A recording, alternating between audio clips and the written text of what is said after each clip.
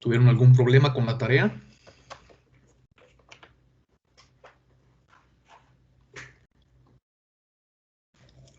No, prof. Ok.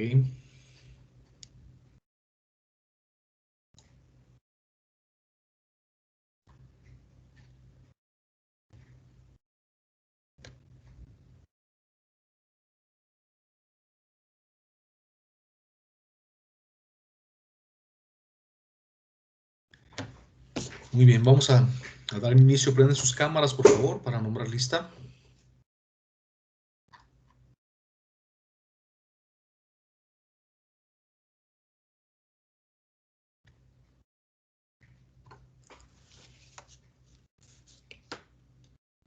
Omar Alejandro.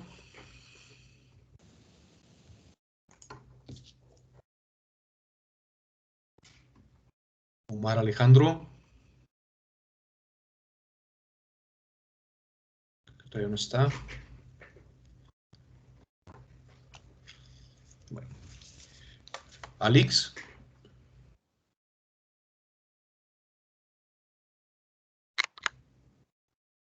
Tampoco. Luis Francisco. Hola maestra, buenos días. Buenos días. Nairobic. Buenos días. Buenos días. Mariela. Jordi. Buenos días, profe. Buenos días. Fátima. Buenos días, profe. Buenos días. Mirosnava. Buenos días, profe. Buenos días. Marta. Buenos días. Buenos días. Alejandro. Buenos días. Buenos días. Ángel. Buenos días, profe. Buenos días. Ok. Omar, ¿ya estás por ahí? Alex.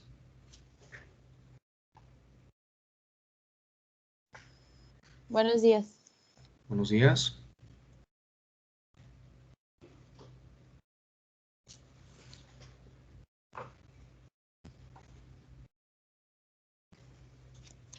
Muy bien, vamos a esperar un momento. Profe. ¿Sí? ¿Te escucho? ¿Quién habló? Presente. Sí, ya nada más me falta Omar. Omar Alejandro.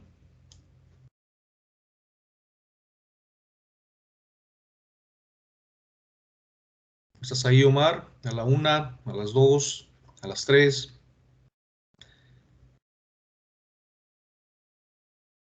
Digo, espero un momento porque en algunos casos sé que tienen problemas para entrar.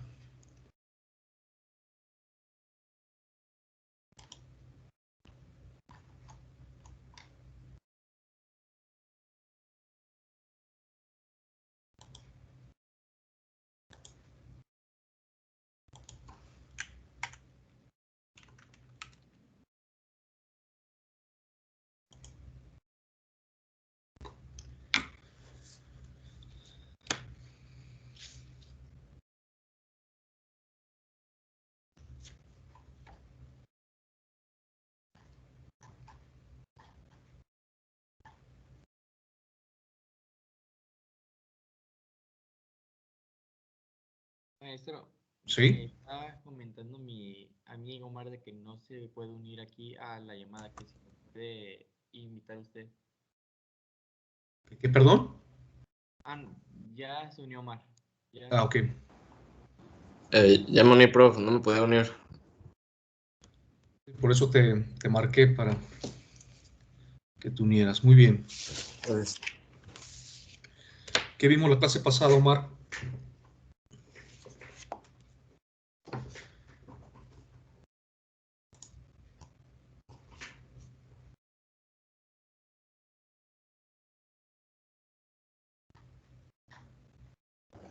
¿No recuerdas?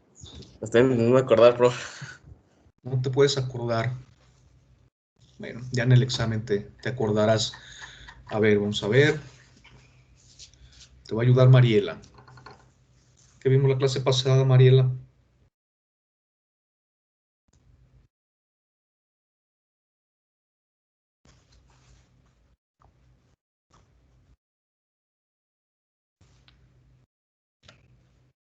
¿Estás ahí, Mariela?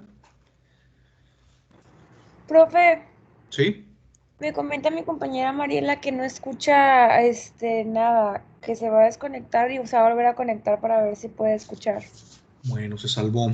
Miroslava, ¿qué vimos la clase pasada? Pues estuvimos viendo lo de qué manera se calcula el impuesto tanto para personas físicas como morales. Ajá. Vimos ¿Qué impuesto? el impuesto sobre la renta. Ok. Vimos que en el caso de personas físicas se utiliza creo que el nombre es tasa, ¿verdad? No, Hoy se me fue una base, una no tarifa. recuerdo. Una tarifa, perdón. Ajá. Y ya respecto a esa tarifa se calcula. ¿Y para personas? Para personas morales es fija, si no mal recuerdo era el 30%. ¿Y se le denomina? ¿Lo dijiste al principio? Base. Tasa. Tasa. Sí. Ok. Recuerden que eso lo vimos al inicio, ¿verdad? Cuando vimos los elementos de los impuestos, estudiamos desde qué era el sujeto, ¿verdad? Del objeto, la base, que era la tasa o la tarifa, y la época de pago, ¿verdad? Esto ya debe de quedar claro a estas alturas, ¿sí? Poder distinguir lo que vimos, obviamente en la teoría, ya lo vimos en la práctica, ¿verdad? Ya vimos realmente que es una base para poder determinar o para poder aplicar ya sea para personas morales la tasa o para personas físicas una tarifa progresiva, ¿verdad? Que vimos del artículo 96 de la ley del ISR. Igual hay una tarifa anual, ¿verdad? Que la podemos encontrar en el artículo 152, también de la ley del mismo impuesto sobre la renta. Pero muy bien. Alejandro, ¿qué más vimos? Creo que me acuerdo que vimos las veces que se considera domicilio fiscal, ya sea en la persona física o moral. También vimos poquito de la enajenación de bienes Ajá. y concepto de la enajenación de bienes en donde vimos pues poquito las palabras de ya sea como la transmisión de propiedad, aportación, arrendamiento físico, fideicomiso y también al final creo que me acuerdo que vimos acerca de las palabras que nos dejó de tarea como adjudicación, donación, herencia, aportación de capital. Muy bien. Ok, gracias. Jordi, ¿recuerdas algo más?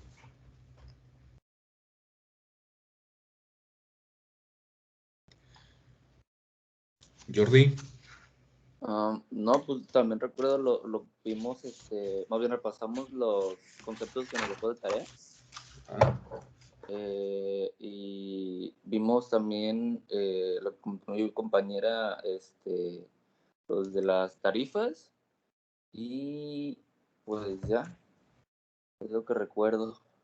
¿Fue todo? Ok, muy bien. Vamos a iniciar entonces el día de hoy. Ahorita un segundito.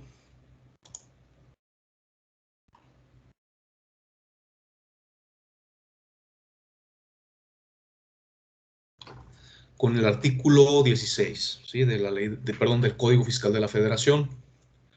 El artículo 16 nos da la definición de lo que es el concepto de actividad empresarial, ¿sí? Cuando hablamos de actividad empresarial, es una actividad, pues se puede decir amplia, y esta actividad la pueden desarrollar tanto las personas físicas como las personas morales. Recuerden que el Código Fiscal de la Federación es genérico, ¿verdad? Es para todos los contribuyentes. Cuando en su momento revisen la ley del impuesto sobre la renta, se van a dar cuenta que efectivamente esta actividad es muy solicitada, se puede decir, entre las personas físicas. Y dentro de esta actividad empresarial se tienen hoy en día, ¿verdad? Dos regímenes.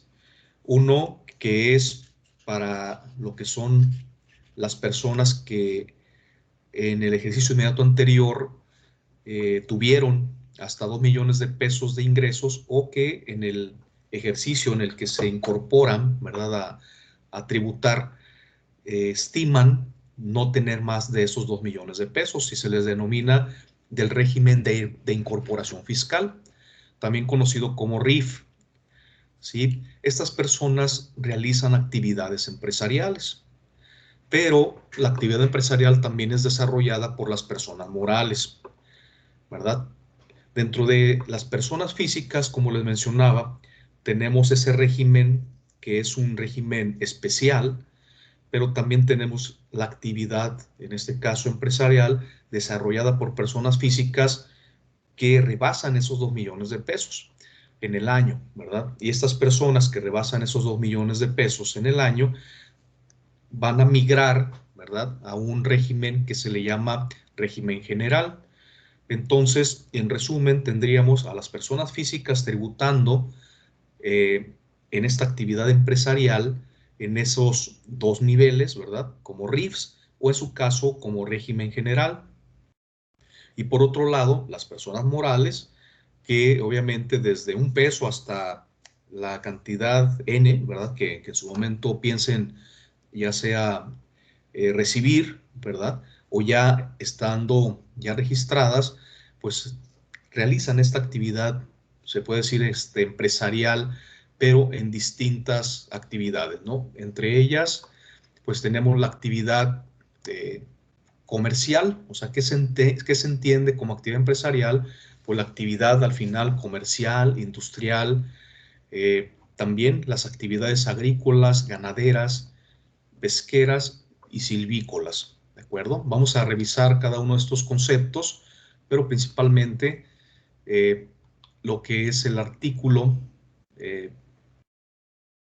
75, ¿verdad?, que nos habla, ahorita estamos revisando el artículo 16, pero específicamente ya el 75 nos habla del Código de Comercio, que es una actividad comercial.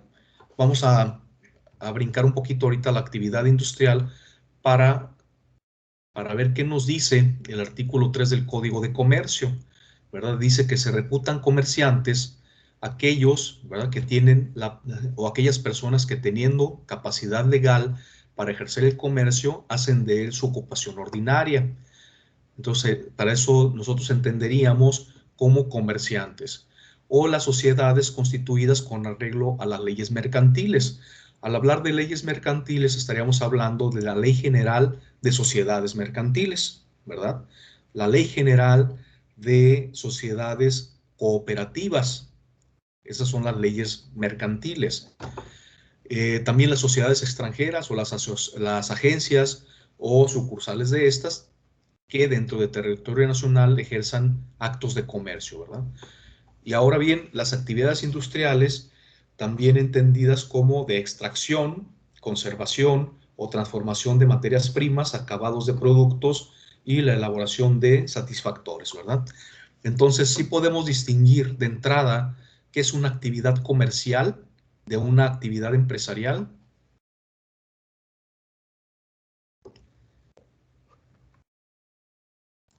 Pues una actividad empresarial sería, pues todas las actividades como la actividad comercial, la actividad industrial, la actividad silvícola y todas las demás.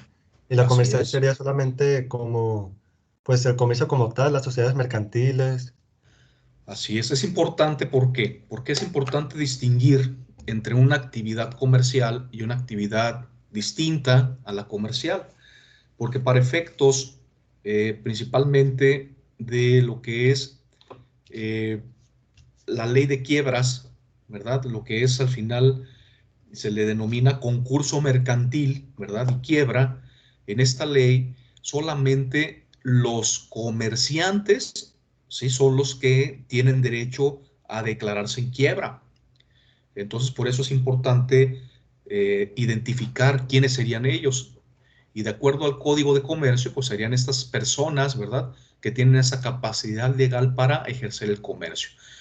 Y hacen de él su ocupación ordinaria. Entonces, aquí tendríamos a las personas físicas con actividad, en este caso comercial, y a las personas morales, ¿verdad?, personas que ya están constituidas como sociedades, y específicamente las únicas sociedades que pueden declararse en quiebra serían en este caso las sociedades mercantiles.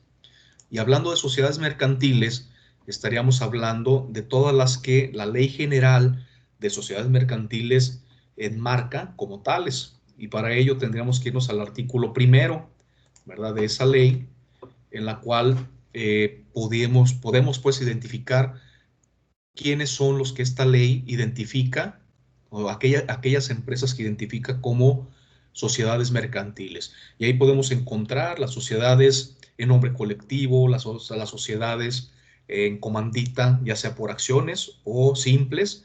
Tenemos las sociedades anónimas, las sociedades de responsabilidad limitada, y como también les mencionaba, las sociedades cooperativas y las sociedades de acciones simplificadas.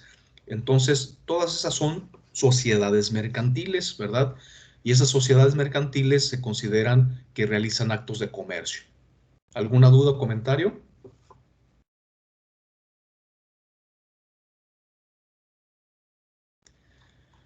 Muy bien. Vamos entonces a identificar también qué son las actividades agrícolas. Y el código nos menciona que serían aquellas actividades que entran como lo que es las actividades de siembra, cultivo, cosecha, la primera enajenación de los productos obtenidos que no hayan sido objeto de transformación industrial. Entonces, tomando ya algunos ejemplos, ¿verdad?, desde el primer concepto que vimos aquí, ¿quién realiza una actividad comercial?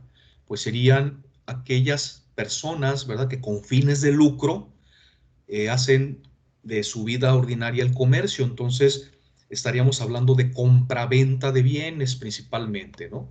Cualquier tipo de compraventa se consideraría acto de comercio. En las actividades industriales ya requiere de una extracción, conservación o transformación. Entonces, hay algunos conceptos que nos maneja la ley del ISR en los cuales podemos identificar en qué momento se considera transformado, en este caso, una materia prima, o transformada una materia prima o no, ¿verdad? En el caso, por ejemplo, de el adicionar algún conservador, porque se fijan aquí habla de conservación y ya se realizaría una actividad industrial. Entonces, cuando se preserva, en este caso, de que se pueda descomponer, ¿verdad?, que se pueda, como lo comentamos, echar a perder una materia prima, entonces ya se considera una actividad industrial porque ya se está preservando, se está conservando para que pueda en su momento pues durar más tiempo, ¿verdad? Pero no así se consideraría, por ejemplo, en el caso del cuero, de la piel, el que se le agregue sal no se considera industrializada. En el caso de la madera no se considera industrializada cuando se corta, ¿sí? Obviamente se corta el árbol, ¿verdad? Sino cuando esta materia prima es transformada en algún bien, por ejemplo, pues no sé, una mesa, ¿verdad?, un escritorio, etcétera. No sé si se va entendiendo hasta aquí en qué momento se consideraría transformado un bien o conservado. ¿Okay? Creo que no hay dudas. Es muy importante porque posteriormente van a ir viendo ustedes en las distintas leyes cuando se causa, por ejemplo, el IVA a tasa cero, que no se considera industrializado, y cuando se considera que se industrializó y entonces se causaría el 16%. Por eso son importantes estos conceptos, cuando se considera transformada o no la materia prima. Obviamente que cuando una minera está trabajando en la extracción del mineral, ya se consideraría una actividad industrial, desde el momento de la extracción. ¿De acuerdo? Profe, ¿Sí? ¿por qué solo las comerciales pueden quebrar? Porque la misma ley, en este caso, de concurso mercantil y quiebra, así lo especifica, ¿sí? Es una ley que va a salvar a los comerciantes, fíjense bien, a los comerciantes de que no se vayan a la quiebra. O sea, la ley de concursos mercantiles, al final lo que hace es tratar de buscar de que un comerciante no se vaya a la quiebra, pero habla específicamente de comerciantes. Entonces, por eso es importante, ahorita lo que estamos revisando, para el artículo 3 del Código de Comercio, que aplica específicamente a los comerciantes, ¿quién se considera comerciante? Y aquí nos habla, ¿verdad? En estas dos fracciones, por eso se las estoy leyendo y por eso es importante, ¿sí? Para este Código de Comercio, ¿quién se considera comerciante? Si no entra aquí, entonces no podría en su momento solicitar la quiebra. Estaríamos hablando entonces de, por ejemplo, una asociación civil que no realiza actos de comercio, no podría en su momento considerarse en quiebra. Una sociedad civil, ¿verdad? Que es al final la integración, se puede decir, de personas físicas que son personas que realizan actividades profesionales, tampoco se considerarían comerciantes, ¿sí? Serían profesionistas que se están uniendo para, ahora sí que en ese conjunto, pues crear una sociedad civil en la cual al final van a realizar actividades inherentes a su profesión, pero tampoco se consideraría que están realizando actos de comercio. No sé si quede claro el por qué sí y por qué no.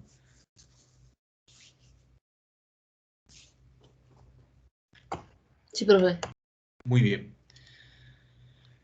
Continuamos entonces con lo que son las actividades ganaderas.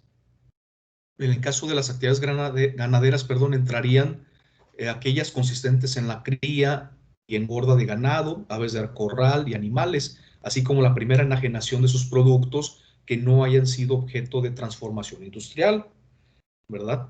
Entonces aquí estaríamos hablando de la venta, en este caso de ganado, pero no así, ¿verdad? Ya la matanza, el descuartizar en este caso, ¿verdad?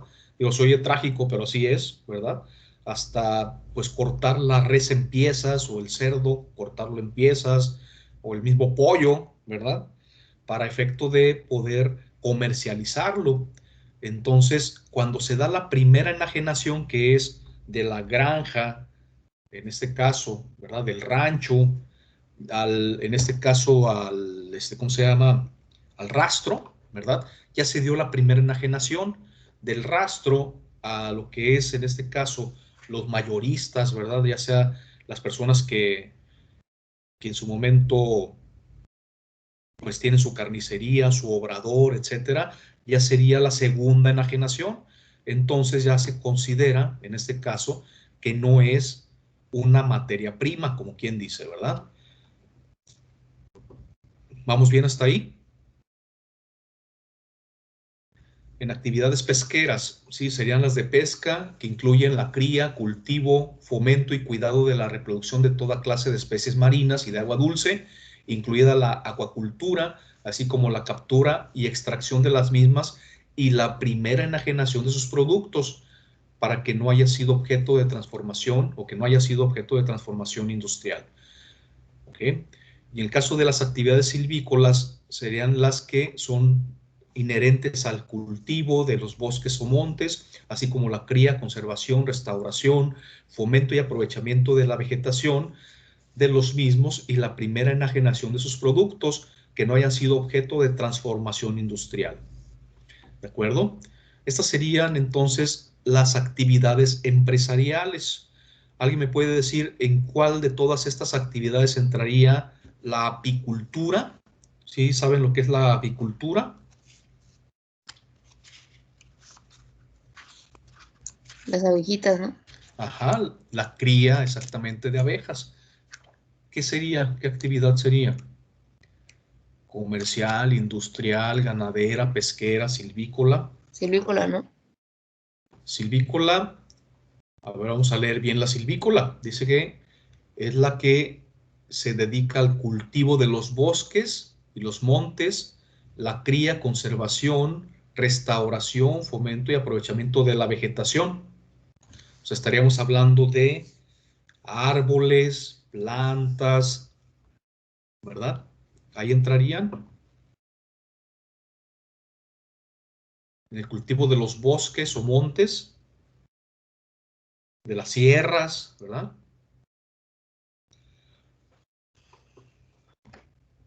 ¿Alguien más que quiera opinar? ¿Sí entraría ahí?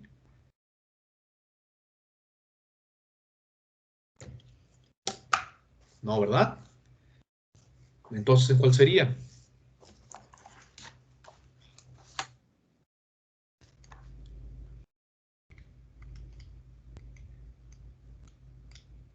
¿En la agrícola? Bueno, no. A ver, la agrícola nos dice que sería la siembra, cultivo, cosecha y la primera enajenación de los productos obtenidos, ¿sí? Por la siembra, cultivo y cosecha. Una abeja se puede sembrar, se puede cultivar o se puede cosechar.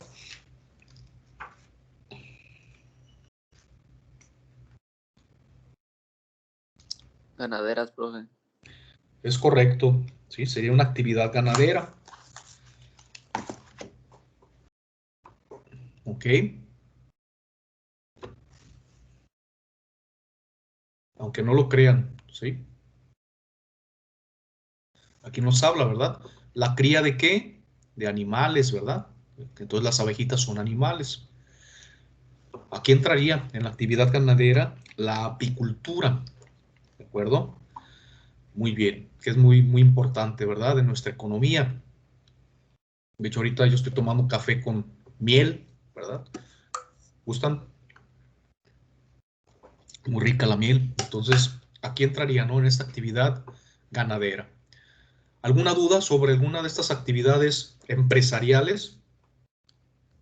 Profe, por Sí. ejemplo, una parte que dice la primera enajenación se Ajá. refiere a como, por ejemplo, en las ganaderas, que se refiere como a la primera transmisión como de carne, pues, de los animales que han Sí. como criado. Sí, de hecho lo comentaba, ¿verdad? Sería del rancho, en este caso Al rastro, al ¿verdad? rastro, ¿verdad? O en su Pero en el caso rastro de la granja a la pollería, ¿no? También, esa sería la primera enajenación. Es importante identificar la primera enajenación, por eso si se fijan, siempre nos habla cualquier actividad, ¿verdad? De la primera enajenación. ¿Por qué? Porque es donde se identifica como una actividad de este tipo, sino ya sería una actividad comercial. ¿Por qué? Porque sería ya, en este caso, una intermediación entre la persona, en este caso, que sería, en este caso, el ganadero, el pescador, ¿verdad? El silvicultor. O sea, ya en ese caso, cuando del bosque o del mar, del río, ¿verdad? Se vende ya a otra persona que con la intención de comercializar los productos, ya sería al final una segunda enajenación. Entonces, esto es importante porque, ¿por qué lo estoy resaltando? Porque para la ley del IVA, ¿verdad? Están exentas, en este caso, las primeras actividades que se realizan, en este caso, ¿verdad? Por estas personas. Ya la segunda, ya no. La segunda sería grabada, como les decía, con el 16% del IVA, porque ya se considera una actividad comercial, ya es una intermediación entre el productor, ¿verdad? O sea, el sector primario, así se le llama, ¿sí? Este sector se le llama agapes, ¿sí? Que son actividades agrícolas, ganaderas, pesqueras y silvícolas, son los agapes. Y estos agapes son los que se consideran y tienen, al final también lo van a ver en la ley del ISR, ciertas facilidades para tributar. ¿Por qué? Porque estamos hablando de personas que por su misma condición no tienen en su momento el acceso, ¿verdad?, a la tecnología, no tienen acceso en algunos casos, ¿verdad?, a lo que los demás contribuyentes sí. ¿Por qué? Porque vienen obviamente a veces de regiones pues lejanas, ¿verdad?, remotas, en las cuales pues es difícil, ¿verdad?, cumplir con sus obligaciones fiscales. Por eso la misma ley del impuesto a la renta les da facilidades para tanto contribuir como también beneficios adicionales de una tarifa reducida, ¿de acuerdo? O sea, la actividad que se realiza está realmente muy beneficiada por una reducción del pago de impuestos. Por eso es importante identificarlos. ¿Ya no se les olvidó cómo se les denomina coloquialmente o cómo se les maneja en el tema fiscal? ¿Son los que dije? Las actividades de agricultura, ganadería, pesca y silvicultura son los agapes, ¿verdad? Y se les denomina sector primario. Y este sector primario son los que proveen de materias primas y de materiales, ¿ok?, a otras industrias. ¿Para qué? Para su transformación, y entonces se convierte ya sea en una actividad comercial o una actividad industrial, en donde ya existe la transformación, ¿sí?, la extracción, dice o transformación de materias primas, ¿verdad?, acabado de productos y elaboración de satisfactores. ¿Vamos bien?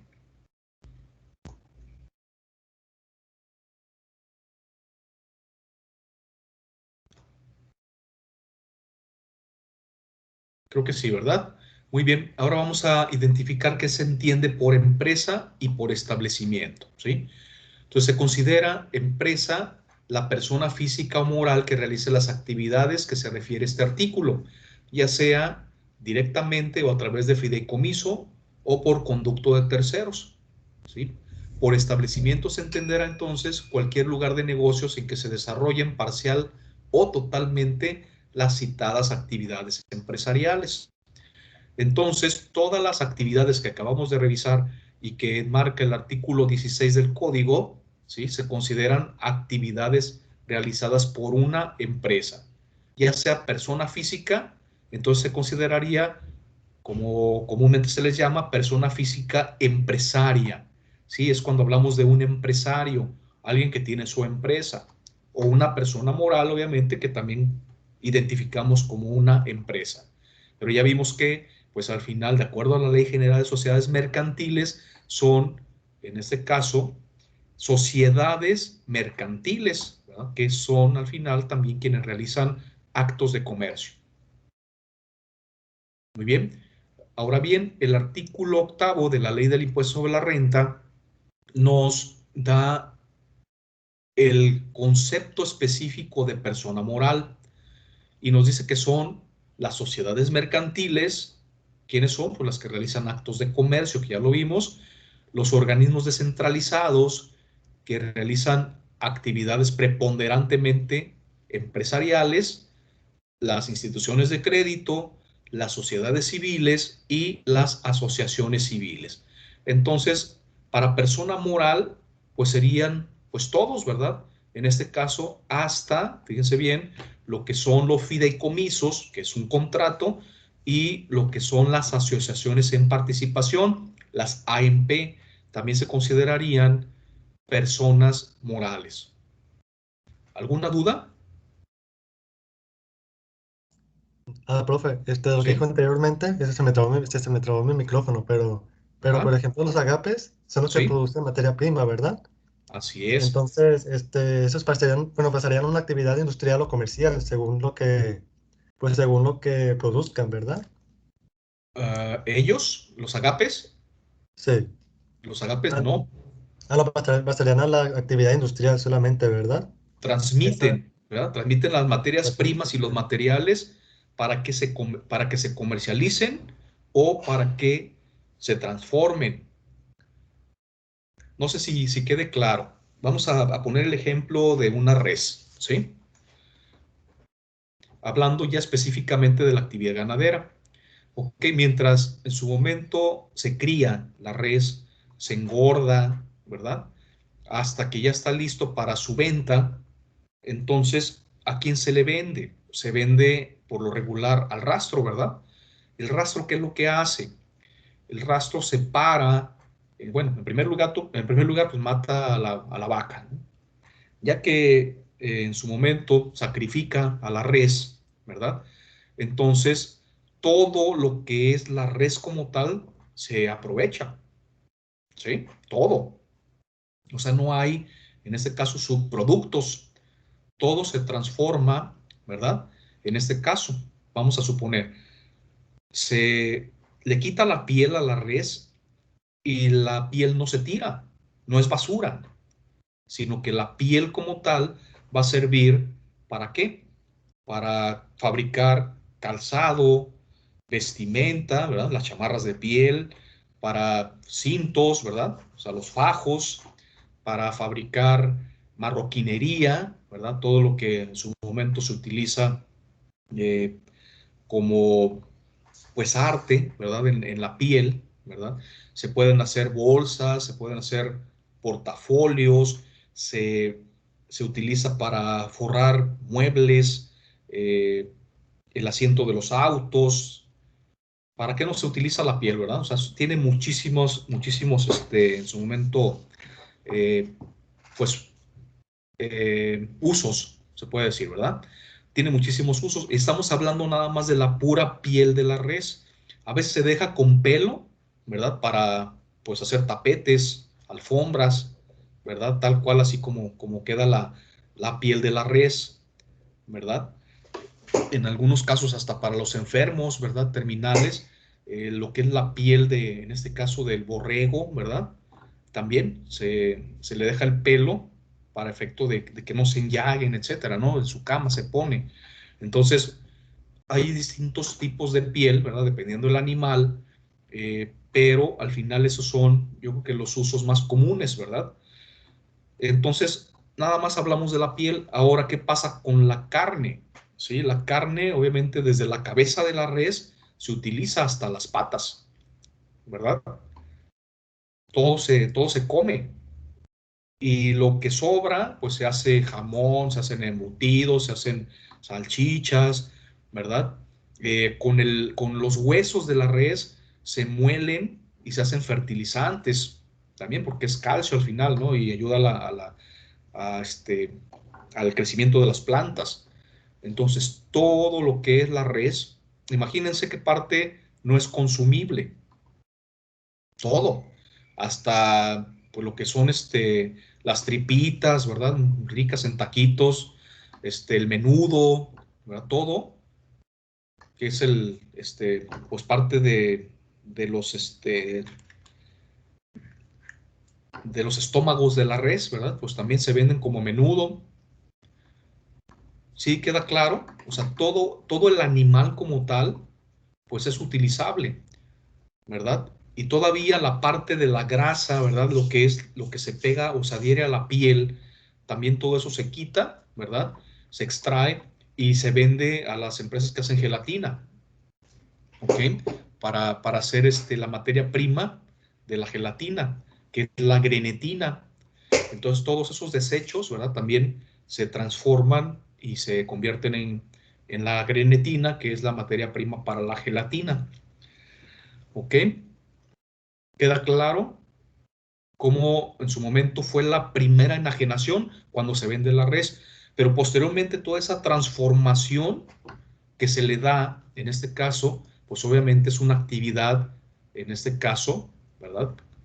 Como lo mencionábamos, industrial, porque al final esa materia prima se está transformando en todo ese tipo de productos. ¿Vamos bien?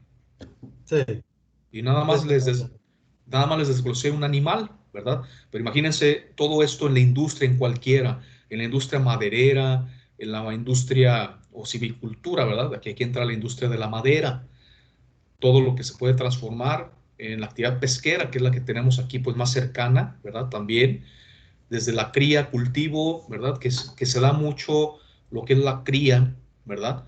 De los peces o del camarón, del ostión, etcétera, ¿verdad? También tiene mucho que ver con esta actividad. Muy bien. Estábamos aquí, ¿verdad? Entonces, ¿alguna duda sobre el artículo 16?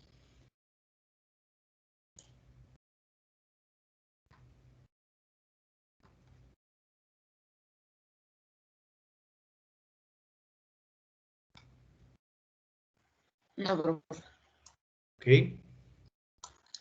profe, el examen está difícil.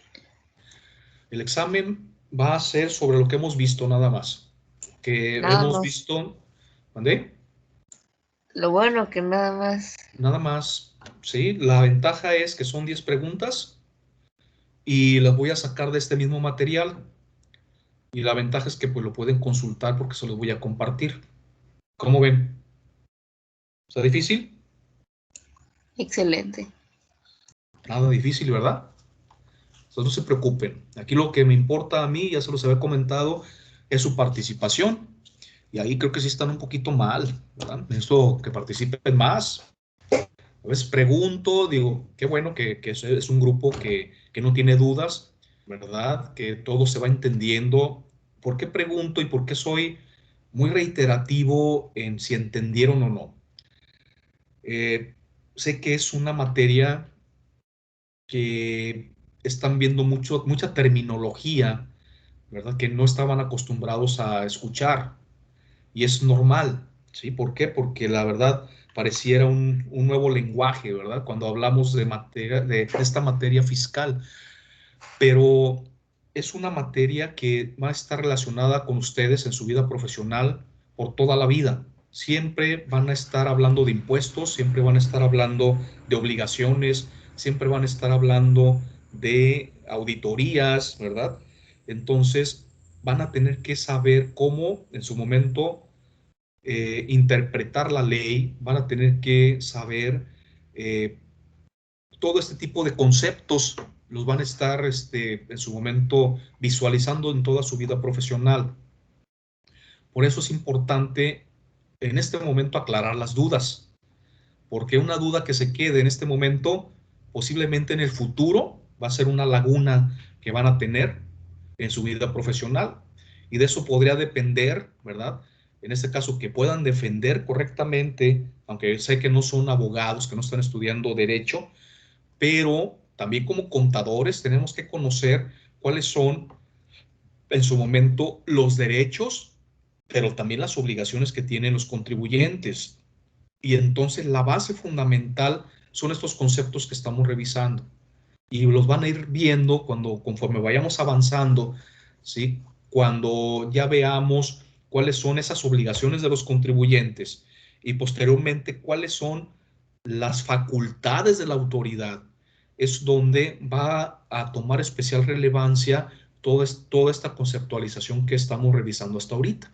¿Sí? De hecho, no hemos empezado todavía a ver ya lo que son las obligaciones de los contribuyentes. Hemos visto de una forma genérica, ¿verdad? Y estamos identificando los distintos tipos de contribuyentes que existen. Pero ya cuando estamos viéndolo en la vida profesional, cuando hablamos de una persona física, pues, y es nuestro cliente, se puede dedicar a infinidad de actividades. Y no son las mismas obligaciones para una persona física que es un comerciante a una persona física que es un profesionista o una persona física que realiza actividades empresariales de transformación, o sea, como ya lo vimos, actividades industriales. Y de cualquier tipo de contribuyente nos puede llegar, ¿verdad? Como cliente, o podemos trabajar en cualquier tipo de empresa que se dedique a cualquiera de estas actividades. Y hoy en día, o sea, al día de hoy ya aprendimos, ¿verdad? Distintos conceptos que nos van a servir para identificar y ya nos dimos cuenta que una empresa no es lo mismo que otra, ni tampoco va a tener las mismas obligaciones. ¿Muy bien?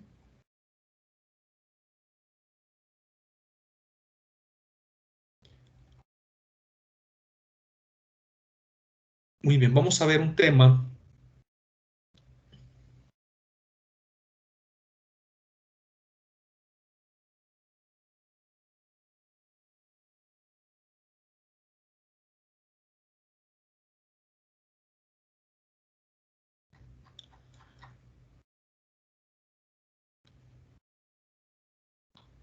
de la actualización, ¿verdad? ¿Qué es una actualización de contribuciones? ¿Alguien me puede explicar qué es la actualización?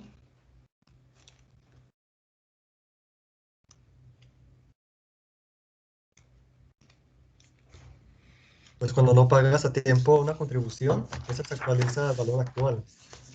Ajá, pero en sí, ¿qué es la actualización? Ahorita me comentaste qué es Luis, la penalización, ¿verdad? Por no haber pagado.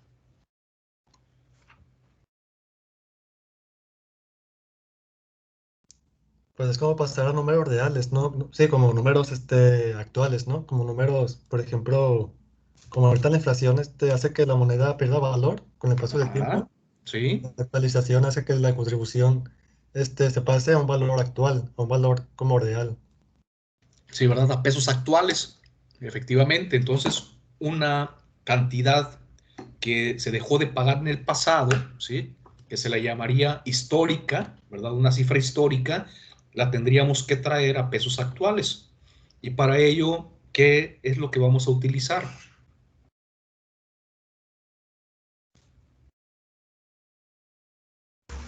El INPC. Es correcto, ¿verdad? ¿Y qué significa INPC?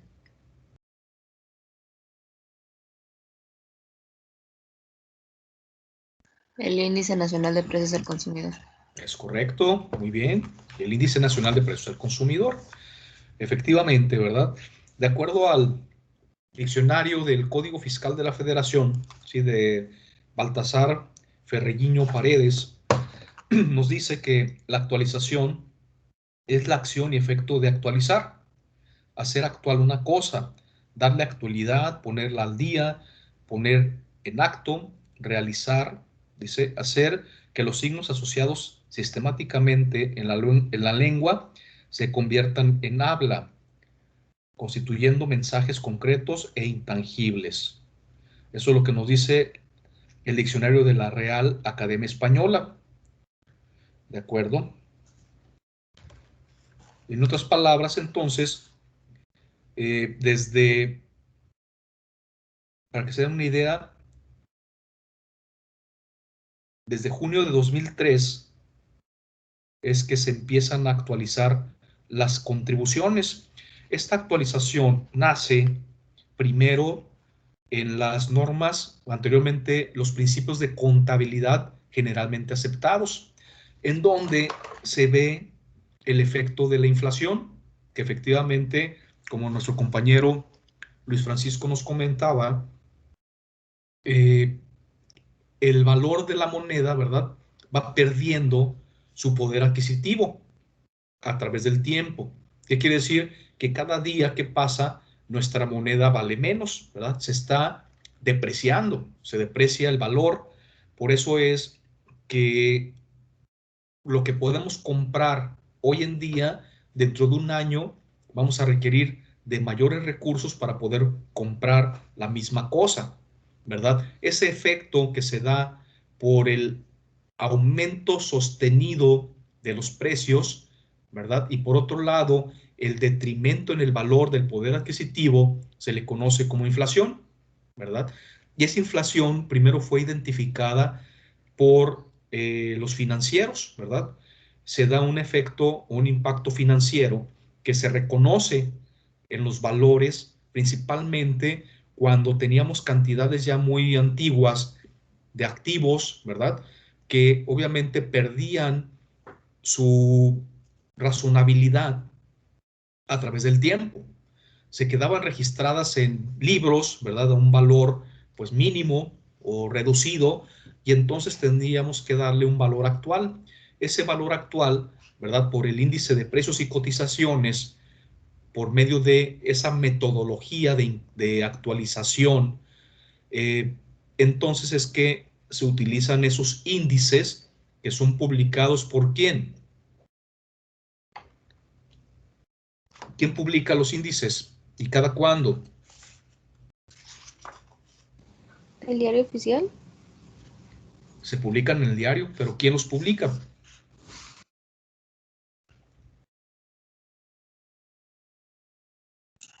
INEGI, ¿no? INEGI, es correcto. ¿Cada cuándo?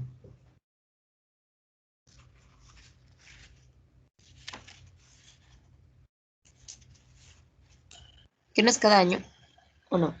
No. Un poquito más cortito el tiempo. ¿No es el día 12 de cada mes? No.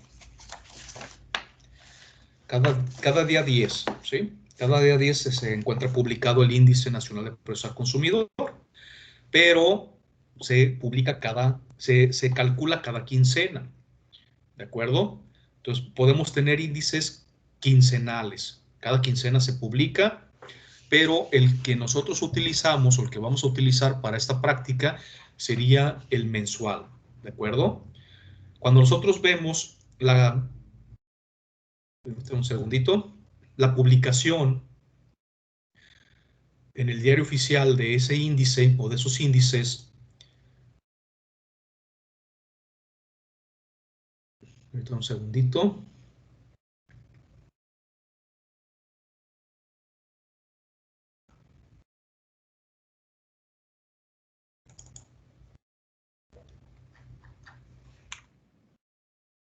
Tengo aquí un ejemplo.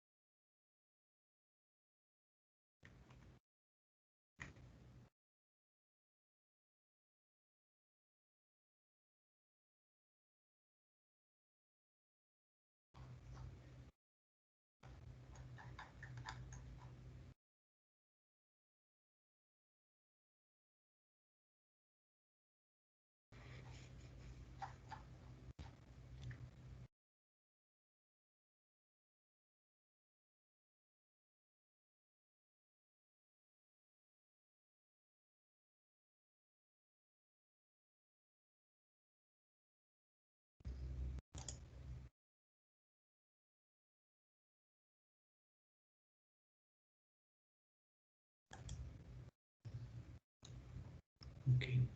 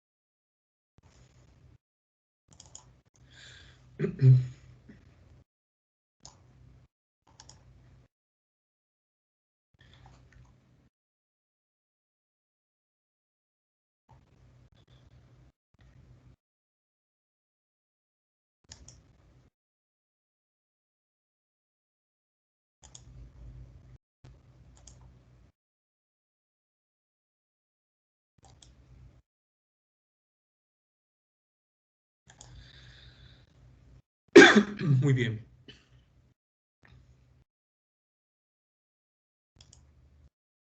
Primero vamos a ver.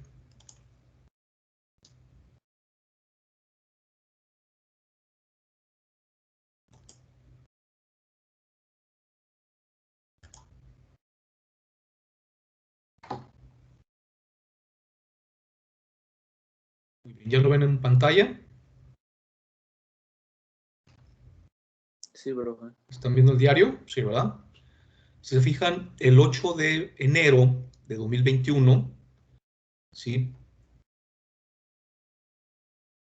Se publica, en este caso en particular, ¿verdad? Porque obviamente, dependiendo de las fechas, por ejemplo, aquí nos dice que el 7 de enero, ¿verdad? Se publicó el índice para que el 8 ya lo conociéramos. Pero la misma ley, perdón, en este caso el Código Fiscal de la Federación, nos menciona que a más tardar se tendría que publicar el día 9, perdón, el día 9 de cada mes.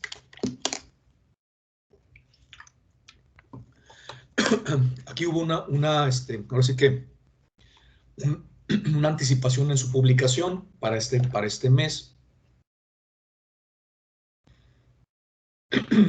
Y nos dice, ¿alguien me ayuda, por favor?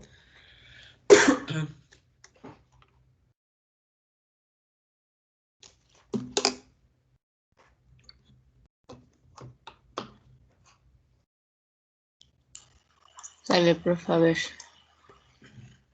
¿Desde el inicio? Sí. Bueno, Índice Nacional de Precios al Consumidor. Al margen, un logotipo que dice Instituto Nacional de Estadística y Geografía, Índice Nacional de Precios al Consumidor. Con fundamento en los artículos 59, fracción 3, inciso A de la Ley del Sistema Nacional de Información Estadística y Geográfica 20 y 20 bis del Código Fiscal de la Federación y 23, fracción 10 del Reglamento Interior del Instituto Nacional de Estadística y Geografía, corresponde al Instituto elaborar el Índice Nacional de Precios al Consumidor y publicar los mismos en el Diario Oficial de la Federación, por lo que se da a conocer lo siguiente. Con base en la segunda quincena de julio del 2018, igual a 100, el Índice Nacional de Precios al Consumidor del mes de diciembre de 2020 es de 109.271 puntos. Esta cifra representa una variación del 0.38% respecto del índice correspondiente al mes de noviembre de 2020, que fue de 108.856.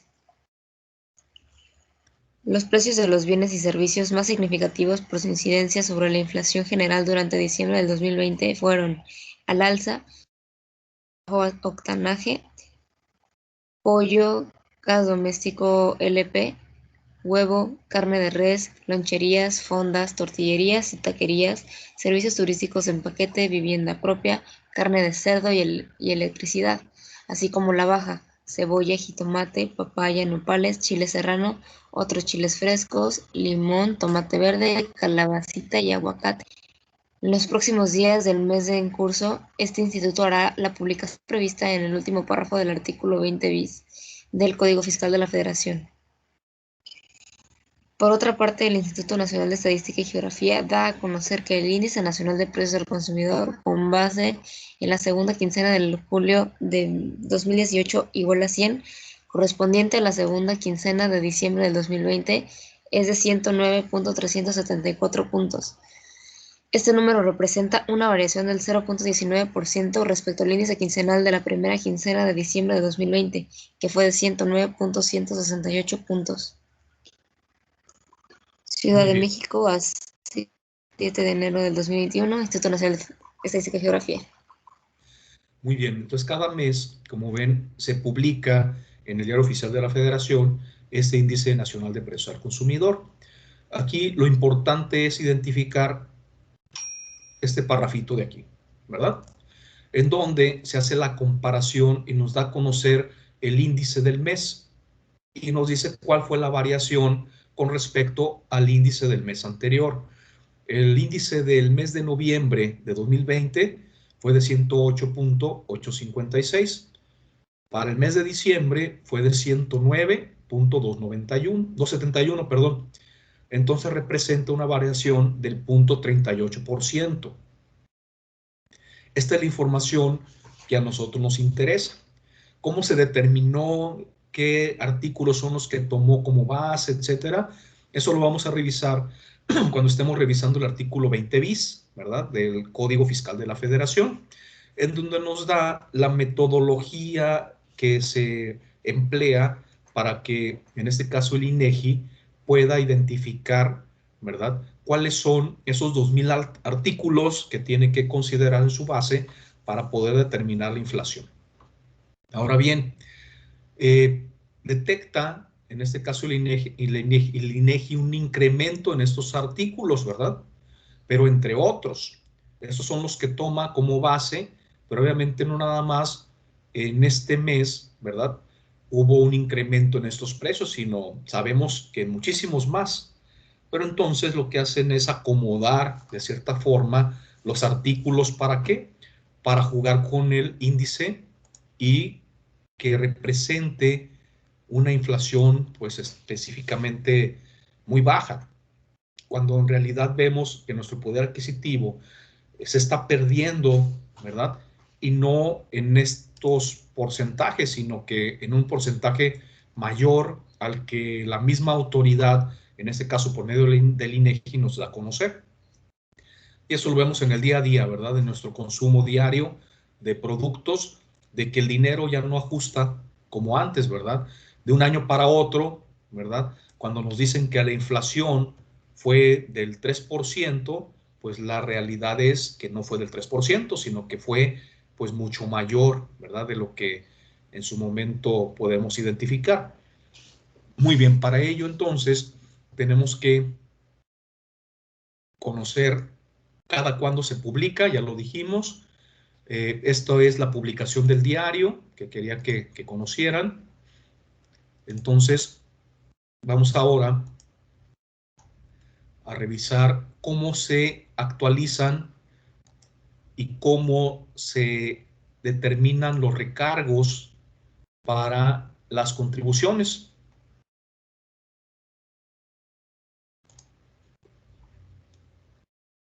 Para ello vamos a cambiar de pantalla, ¿sí? Y entonces,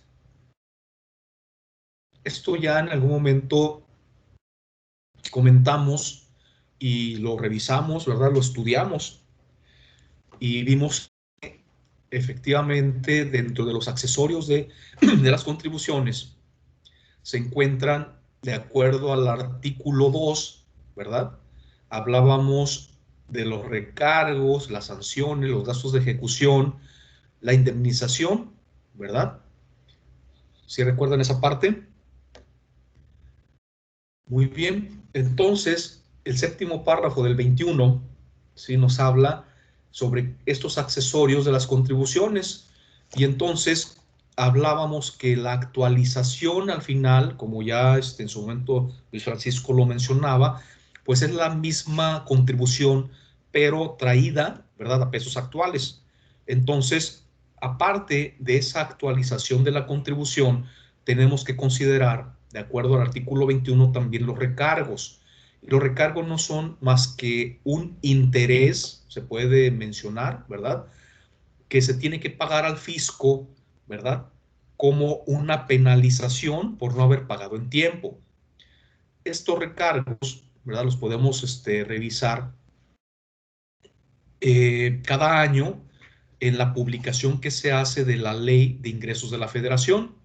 En la Ley de Ingresos de la Federación, para el año, en este caso 2000, nos hablaba el artículo 8 de esa Ley de Ingresos de la Federación, que el recargo mensual por prórroga para el año 2000 era del 0.98% más el 50%. Dice, por tanto, el recargo por mora será del 1.47%.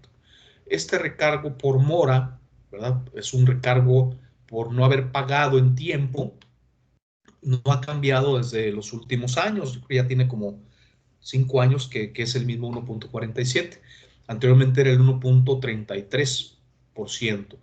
Y desde que cambió el 1.47 se sigue manteniendo. Entonces ya conocemos dos situaciones. Una, la actualización, ¿verdad? Y esa actualización de la contribución se tendría que además aplicar el recargo o los recargos, ¿verdad?, de ese periodo. Entonces, aquí nos dice, lo anterior significa que las contribuciones tienen un plazo para su pago, ¿sí? Obviamente ya sabemos, ¿verdad? Comentábamos que, por ejemplo, los pagos provisionales tenemos una fecha límite. ¿Cuándo era esa fecha límite para pagar? El ISR. 17. Exacto, ¿verdad? El 17 del mes inmediato posterior. Entonces, ¿qué pasa cuando el 17 no pago? Significa que al día 18 ya se causó el 1.47%. y ya sea que pague el día 18, el 19, el 20 o hasta el 17 del mes siguiente, ¿verdad? Pues sería el 1.47. Pero si pasa al 18 del mes siguiente, o sea, estaríamos hablando, por ejemplo, para que quede un poco más claro, la contribución de diciembre que tenía que haber pagado, en este caso el día 18 de enero. No pagué el 18 de enero, pero tampoco pagué al 18 de febrero. Entonces ya tendría 2 meses de recargos. ¿Ok? Entonces, si pago todavía diciembre hasta el 17 de febrero, no tendría un recargo adicional. Pero al día 18 de febrero ya tendría la causación de recargos de 2 meses. ¿Se entendió?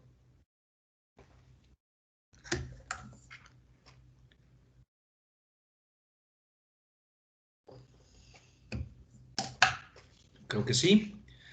Muy bien, vamos a ver un caso práctico para que quede mejor explicado. Muy bien. ¿Cuál es la regla para la aplicación de los índices nacionales de precios al consumidor? Fíjense bien, de acuerdo al 17A, que es lo que estamos ahorita revisando, nos dice la actualización de las contribuciones y los aprovechamientos está fundada en el artículo 17A del código, que establece que éstas se actualizarán a través de un factor. Fíjense bien, este factor de actualización se determina considerando el índice nacional de precios al consumidor del mes anterior al más reciente del periodo entre el índice nacional de precios al consumidor del mes anterior al más antiguo del periodo. ¿De acuerdo? Esta sería la fórmula. Sería importante que la anotaran. Y este factor de actualización siempre va a ser así. Siempre se va a actualizar con estos índices.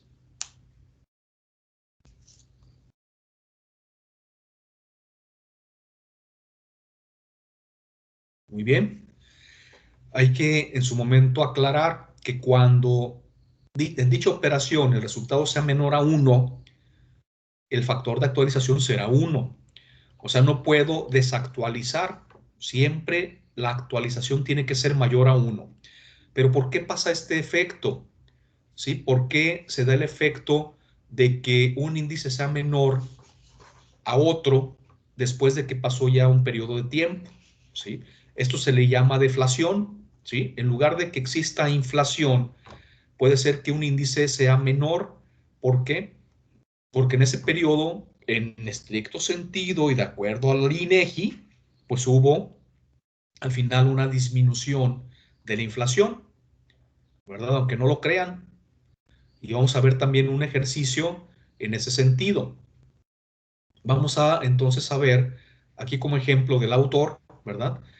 Que hay una publicación, si se fijan, de acuerdo al INEGI, de los meses aquí de 2019, ¿verdad? De enero a octubre. Y vamos viendo que pues el índice se va, en el caso de enero, a 103.108. Pero ¿qué pasa en febrero? Baja, ¿verdad? A 103.79. Entonces se fijan que sí hay una disminución. Aquí hay otra disminución posterior cuando pasa de 103.531 a 103.233. También si se fijan hay una disminución de 0.531 a 0.233. Aquí hay una tercera disminución de 103.687 a 103.670. Y aquí hay otra de 103.942 a 100. No, aquí no hay disminución. Pero si fijan, si hay unas disminuciones entre los índices. ¿Qué pasa entonces cuando en algún momento estoy actualizando un índice que de acuerdo a esta tabla, ¿verdad? A esta fórmula para actualización de contribuciones, resulta que el índice nacional de precios al consumidor anterior al mes más reciente es menor que el índice del más antiguo del periodo. Entonces aquí me daría, en vez de 1 punto y fracción, me daría 0.99. Y entonces la actualización sería igual a 1. No sé si se entendió, ¿quedó claro? Sí, maestro. ¿Sí quedó claro? Muy bien.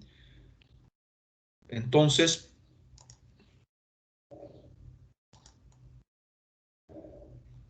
vamos a actualizar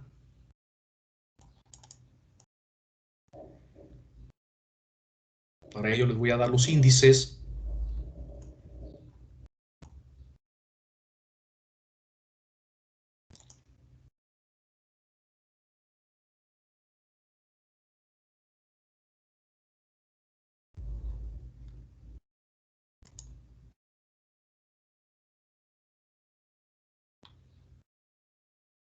Van a actualizar una contribución.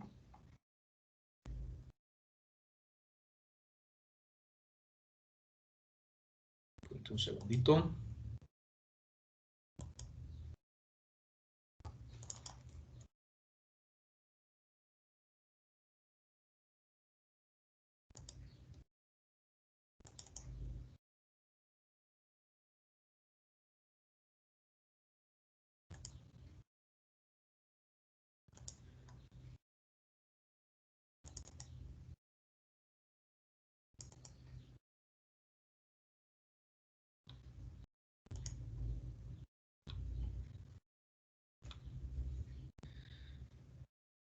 Muy bien. Antes de actualizar una contribución, vamos primero.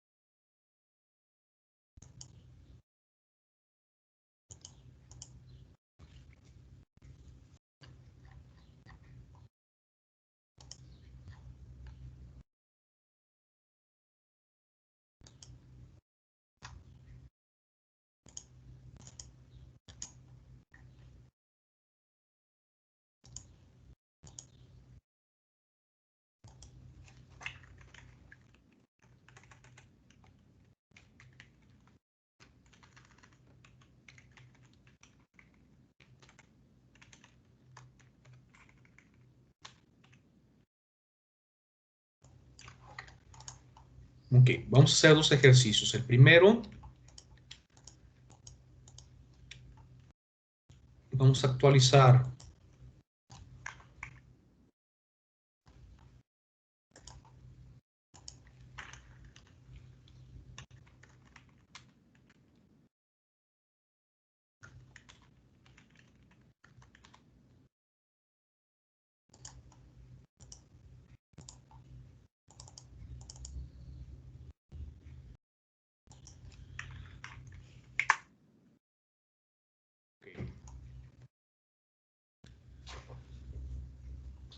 $250,000. Sí, voy a hacer primero un ejercicio y luego posteriormente me van a ayudar ustedes con otro. ¿De acuerdo? Vamos a quitar todo esto. Muy bien. Vamos a primero actualizar una contribución de abril de 2019 a diciembre de 2020. ¿Ok? Y luego posteriormente vamos a determinar el índice de inflación del ejercicio 2020. Estos dos ejercicios los vamos a llevar a cabo con una tabla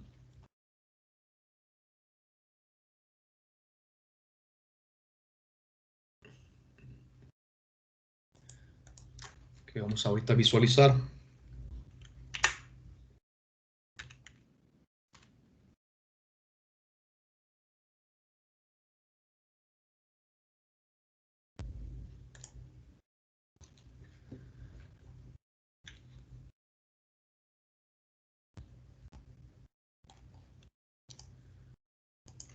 Muy bien.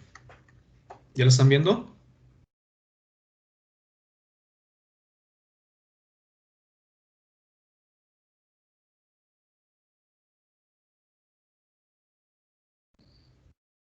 ¿Están ahí?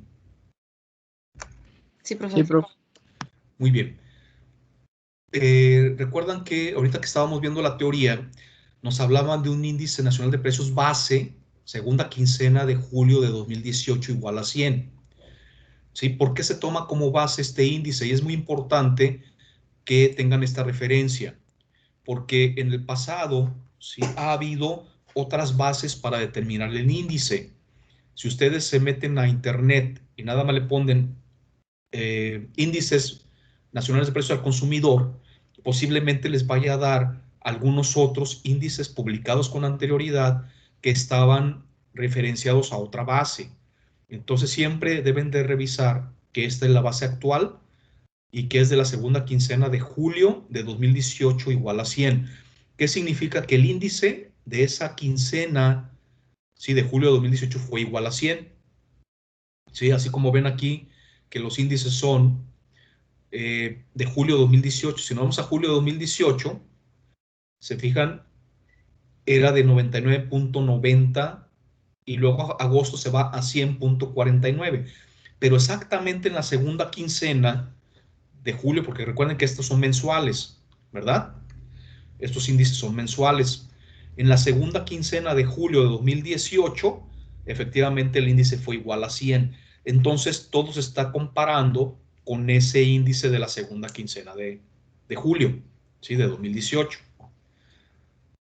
¿De acuerdo? Anoten entonces, por favor, los índices que vamos a utilizar. Vamos a utilizar los índices de abril de 2019. ¿Ya lo vieron?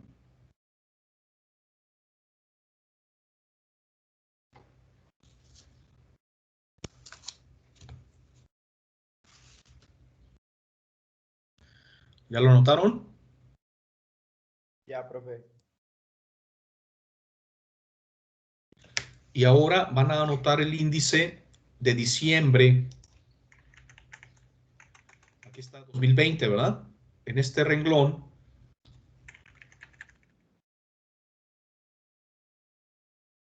El de diciembre de 2020, que son los que vamos a utilizar.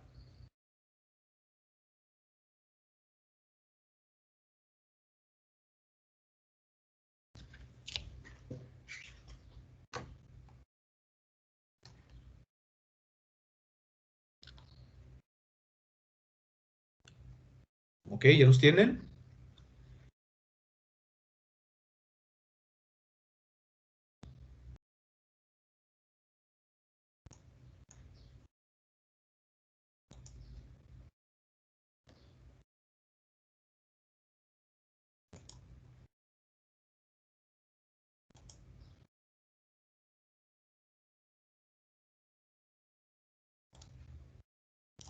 Muy bien. Entonces, ahora van a hacer una tablita como esta,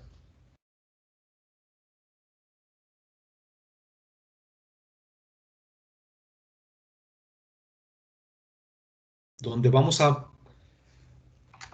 identificar cuál es el índice más reciente del periodo entre el índice más antiguo del periodo. Entonces, el importe que dejamos de pagar fueron 250,000 pesos.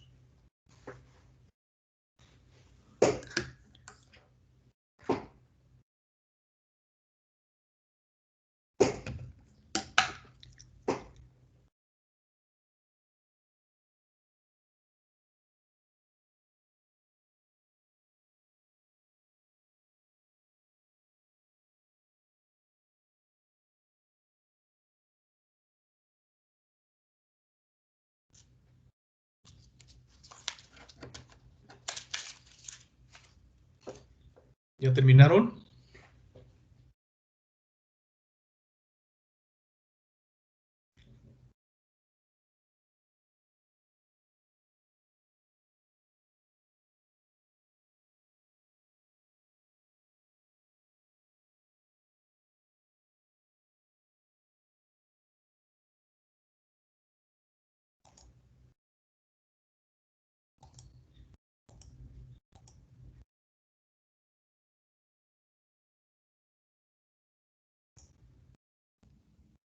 Profe, ¿me puede repetir el importe, por favor?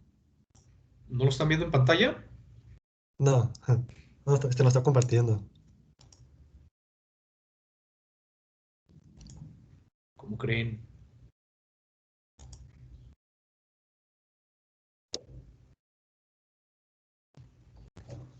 ¿Ahora sí? Sí, sí, ya.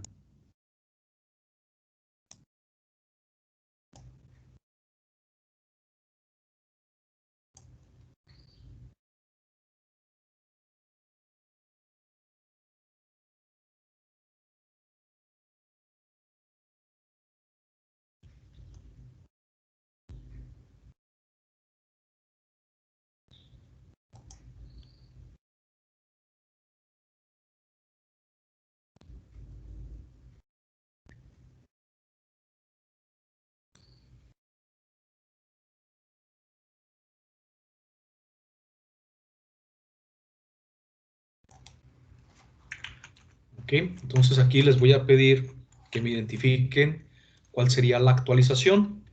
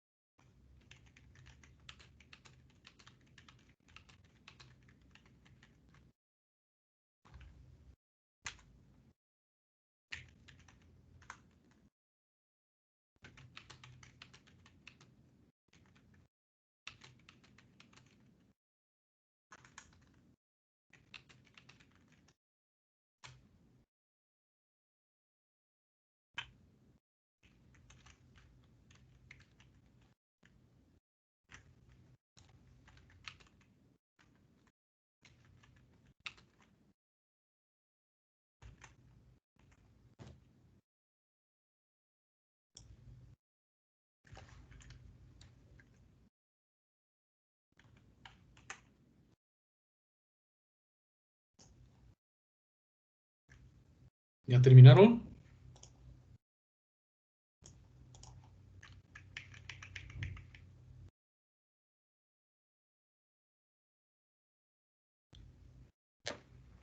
¿Sí se entendió qué es lo que tienen que hacer?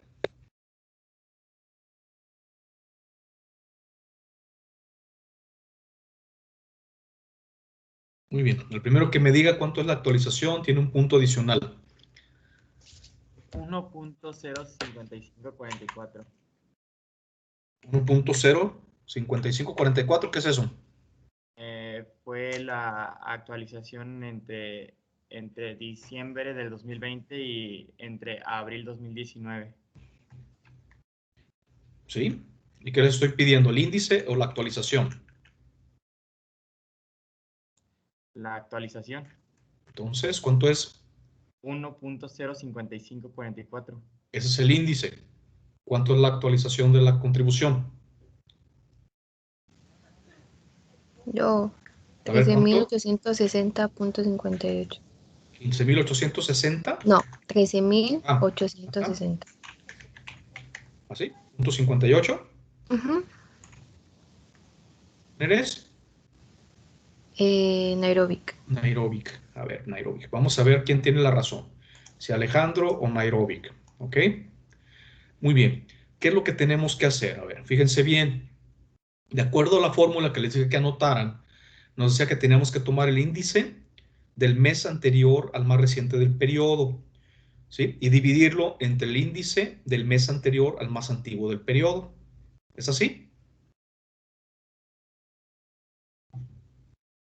Sí, ¿verdad? Muy bien. La contribución de abril, ¿cuándo debí de haberla pagado?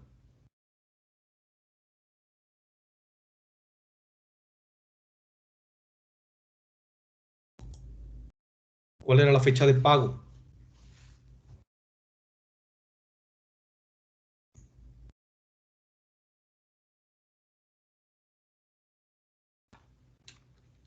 Mayo. 17 de mayo. ¿Sí? 2019. ¿Sí? Ok. El 17 de mayo de 2019, ¿cuál es el índice que sería el mes más antiguo, ¿verdad? Del periodo? ¿Cuál sería el índice anterior a la fecha en que tenía la obligación? El de abril, ¿no? Abril, ¿verdad? Por eso estamos tomando aquí abril. Ahora, diciembre, ¿verdad? ¿Por qué diciembre? Si la estoy actualizando al día de hoy, que estamos en febrero, bueno, suponiendo que estuviéramos en enero. Si este lo hice como si estuviéramos todavía en enero, y todavía estando en febrero, ¿sí? ¿Cuál es el índice que conozco? A ver, vamos a ver. El índice de enero, ¿cuándo se va a publicar?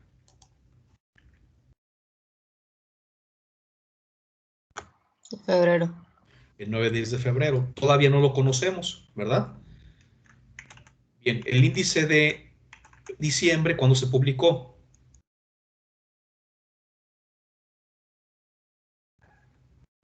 En enero. En enero. Entonces, el índice que conozco ahorita es el de enero. Por eso es que estoy tomando el anterior, que en este caso sería el de diciembre de 2020, que es el que conozco. ¿De acuerdo?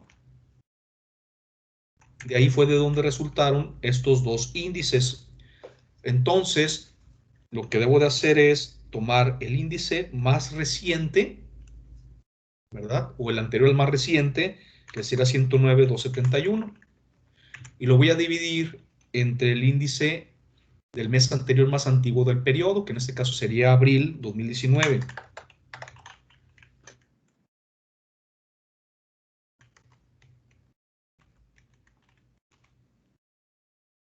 Esto me daría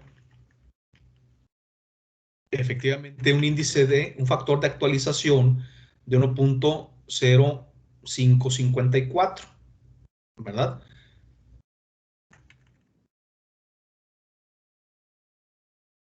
¿Están de acuerdo?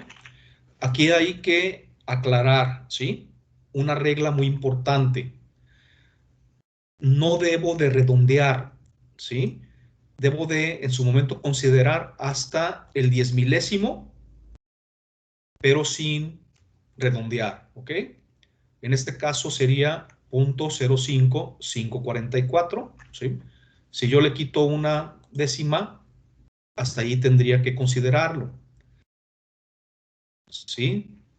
Décima, centésima, milésima, 10 milésima. O sea, ¿qué quiere decir? Que después del punto tengo que tener 4 unidades, 4 cantidades, ¿verdad? Muy bien, no se les olvide esa regla. Sería sin, en este caso, actualizar. Digo, sin redondear, perdón.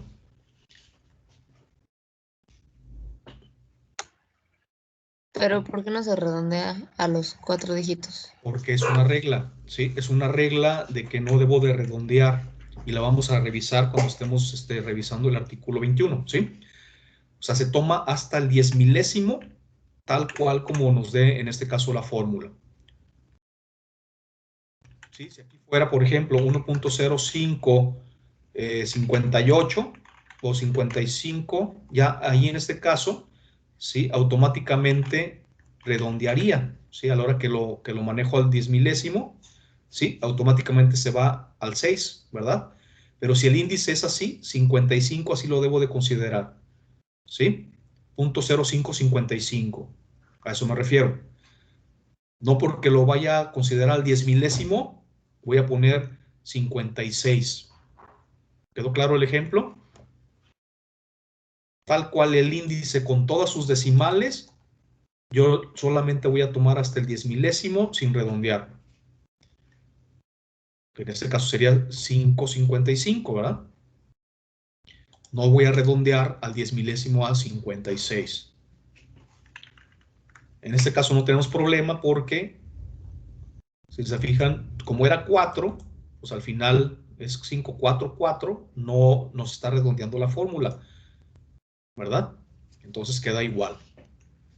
Pues por un lado, para el índice de actualización, o el factor de actualización en este caso, que determinaron, en este caso Alejandro, es correcto, pero la actualización, en este caso de 13.860, ¿cómo se determina? Por diferencia, ¿verdad? Sería la cantidad actualizada menos la cantidad histórica y me da 13.860.58, ¿verdad? Entonces, Nairobi es correcto, tienes tu punto. Y a Alejandro le damos medio punto porque no sé, a lo mejor no se entendió muy claro lo que yo le estaba pidiendo, ¿verdad? Le damos medio puntito. ¿Quedó claro entonces el ejemplo de cómo se Profe, actualizan las contribuciones? ¿Sí? pero, a ver, se supone que lo redondeamos a 1.0554, ¿no? No se redondea. Bueno, No se debe de redondear, es lo que les estoy explicando. sí, por eso, pero lo multiplicamos entonces solo hasta el milésimo. 10 milésimo. Ajá. Ajá, exactamente. Entonces aquí nos va a modificar, ¿verdad? Es lo que quería que identificaran. Muy bien. No es lo A mismo ver, multiplicar porque aquí obviamente tengo todos los decimales, ¿verdad? Aquí tengo todos los decimales. ¿Qué tendría que hacer entonces para determinarlo? Dejarlo hasta, en este caso, así, ¿verdad? sí, esa era mi duda. ¿Sí, Nairobi? Ok. Entonces, para efecto ya de la determinación de la contribución, esto sería lo correcto. Si se fijan, si hay una variación. ¿Alguna duda o comentario? Espera ahí para anotarlo bien, profe. Sí, anótenlo, por favor. Siempre la contribución, o el índice, perdón, de actualización se debe de considerar sin redondeos, ¿verdad?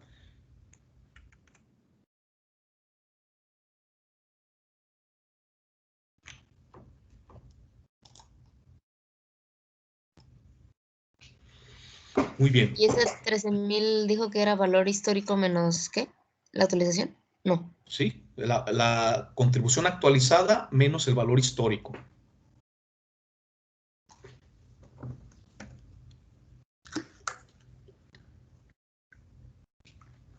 ¿Por qué tenemos que separar la actualización? Me preguntaría, ¿no? ¿Por qué los 13.860 o los 13.850? Porque la contribución actualizada, que es esta, le vamos a aplicar los recargos. Ahora vamos a aplicar recargos. Muy bien.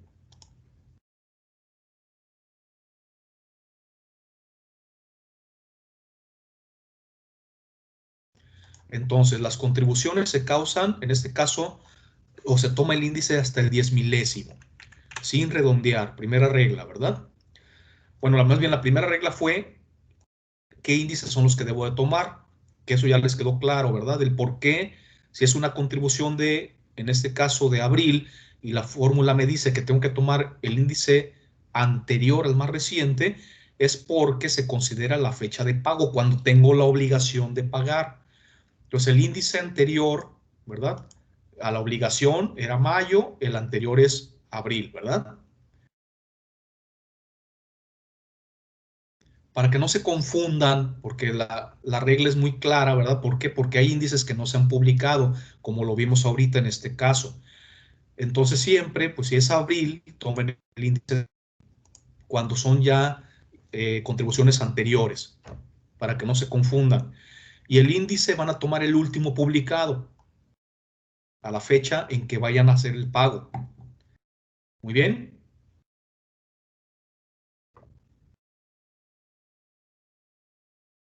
Ahora, como estábamos hablando de recargos, determinen entonces cuál sería la tasa de recargos, considerando que la tasa de recargos mensual era del 1.47% mensual. ¿Cuántos recargos y cuál sería el importe, en este caso a pagar, por la contribución? Son del 1.47 mensual. Muy bien, recuerden que los recargos se van a causar a partir de la fecha en que se dejó de pagar la contribución, que en este caso, ¿qué mes fue?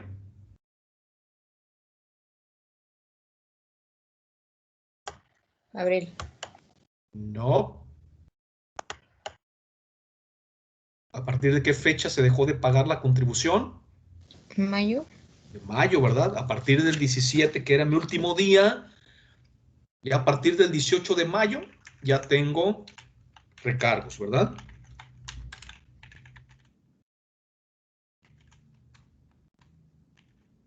¿Están de acuerdo? Al 17 de abril todavía no tenía recargos. Al 18 de abril ya, perdón, al 18 de mayo, perdón, regreso. Abril debí de haberla pagado el 17 de mayo, ¿verdad? Al 18 de mayo ya tengo mis primeros recargos. Suponiendo que voy a pagar la contribución al día de hoy, que estamos a 2 de febrero, ¿cuántos recargos son los que se deberán de pagar?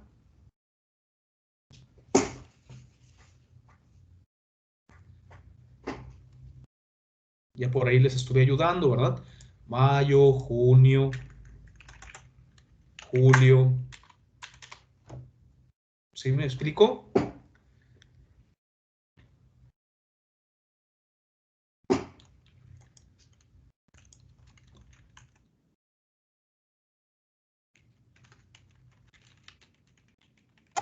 El 1.47 es La interés. tasa, es la tasa de recargos mensual.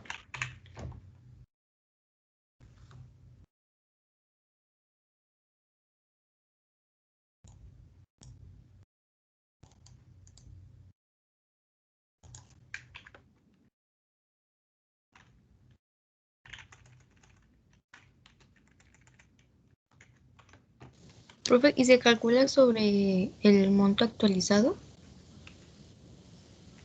o Claro. sobre el original? Sí, sí, sobre el monto actualizado, ¿verdad? Sobre la cantidad actualizada. Por eso ya se las dejé aquí, ¿verdad? Ya.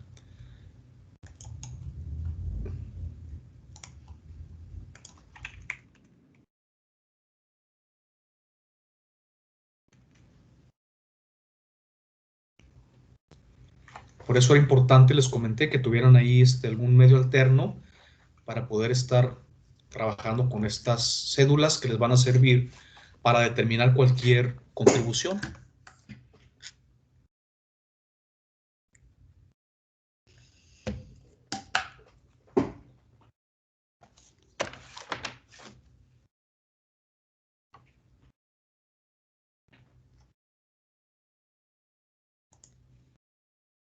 ¿Ya terminaron?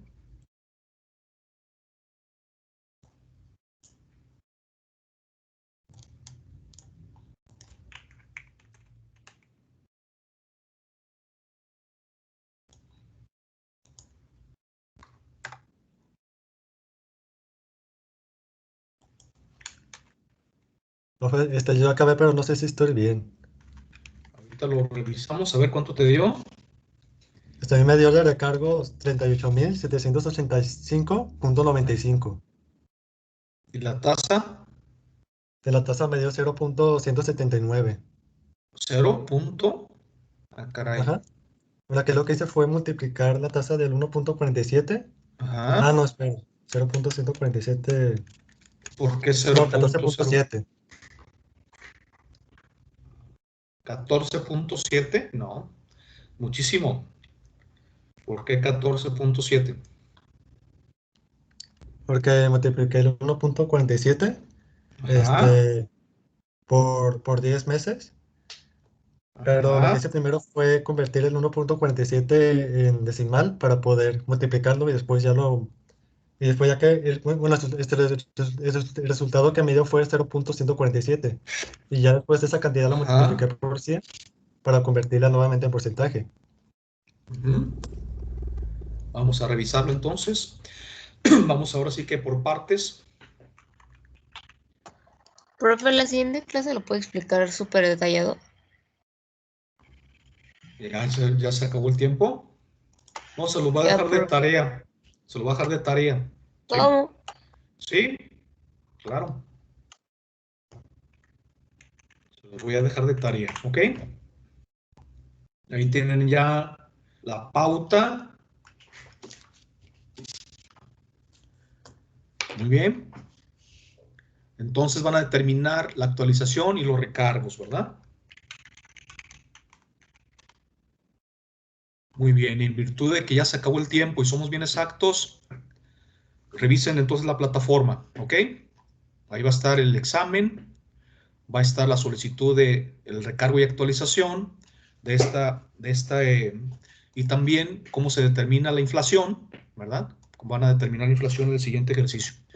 Muy bien, entonces, nada más una aclaración. La siguiente clase, el siguiente jueves hay clase normal. El examen lo van a poder contestar desde las 7 de la mañana, pero obviamente prohibido hacerlo en clase porque vamos a estar aquí bien atentos, pero se va a cerrar hasta las 11:59 de la noche. ¿Ok? ¿Qué quiere decir? Que va a estar abierto todo el día. Van a tener 100 minutos para contestarlo. ¿De acuerdo? ¿Alguna duda? ¿Esto va a venir en el examen, lo del No, INPC y así? no. Ah, Pero sí lo van a subir porque es el caso práctico que va a valer para su calificación.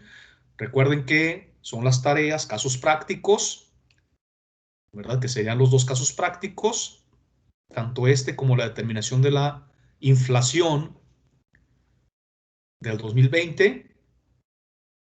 Muy bien. No va a venir en el examen, pero sí son casos prácticos que van a sumar a su calificación. ¿Quedó claro lo del examen? Se va a abrir a las 7 de la mañana, se cierra a las 11:59, o sea, todo el día va a quedar abierto, tienen 100 minutos para contestarlo, es como si estuvieran en su clase normal, clase tal cual, ¿verdad? Una clasecita normalita, donde vamos a ver algunos ejemplos adicionales, pero ya de factores de actualización, factores de ajuste y pues al final, qué bueno que hicieron su tablita como esta, porque esto les va a ayudar para hacer las dos tareas, ¿verdad? Los dos casos prácticos. Muy bien. Las indicaciones van a venir en la, ¿cómo se llama? En la plataforma Moodle, ¿sí?